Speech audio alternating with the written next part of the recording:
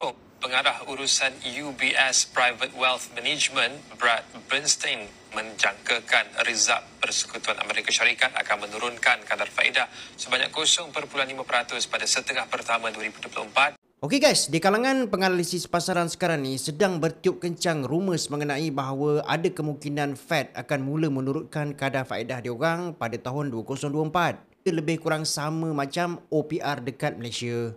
Apabila OPR dinaikkan, maka kadar pinjaman faedah yang korang pinjam dekat bank tu, installment bulanan korang pun akan naik.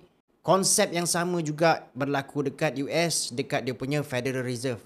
First kali, jom saya share dengan korang tentang pergerakan Federal Reserve United States ni.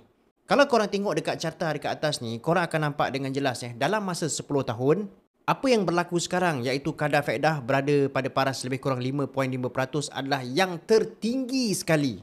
Jadi for sure, kadar faedah akan diturunkan. At least dia akan pergi kepada pre-pandemic level iaitu pada 2% lebih macam tu.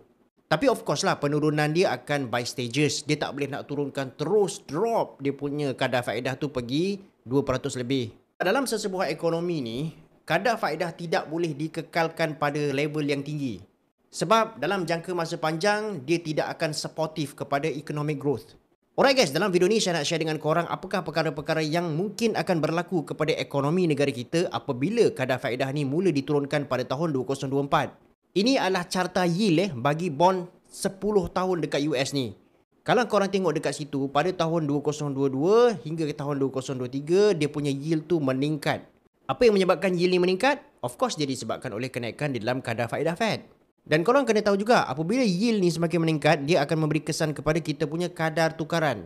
Sebab itulah selaras dengan peningkatan yield dekat US ni, kita punya kadar tukaran semakin menurun daripada semasa ke semasa, especially sepanjang tahun 2023.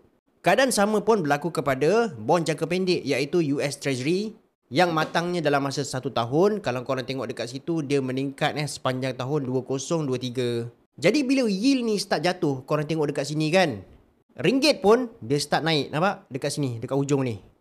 Kenapa keadaan tu berlaku? Sebab apa? Bila yield jatuh, fund ataupun capital akan keluar daripada US masuk kembali ke negara kita.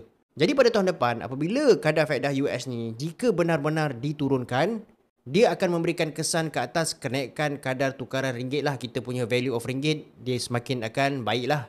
Yang kedua pula, korang perasan tak lately, ada banyak berita yang mengatakan bahawa kita punya bursa performance kita dalam keadaan yang semakin baik lah. Kerana foreign fund ni, ataupun foreign capital, dia kembali ke Malaysia untuk invest balik dekat kita punya stock market. Kenapa perkara tu jadi macam tu? Sebab sebelum ini, kebanyakan pasaran modal ni, dia masuk ke dalam pasaran bond US. Dia tak keluar, dia stuck dekat situ. Jadi bila kadar faedah US ni mula diturunkan, capital ni dia akan keluar balik. Dia akan keluar balik dan masuk ke dalam investment portfolio yang lain. Seperti contoh stock market lah.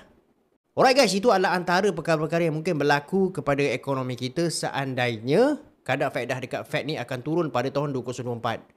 Once again, saya nak stress dekat sini bahawa kadar faedah US pada 5.5% adalah tidak boleh dikekalkan dalam jangka masa panjang. Ia pasti akan turun.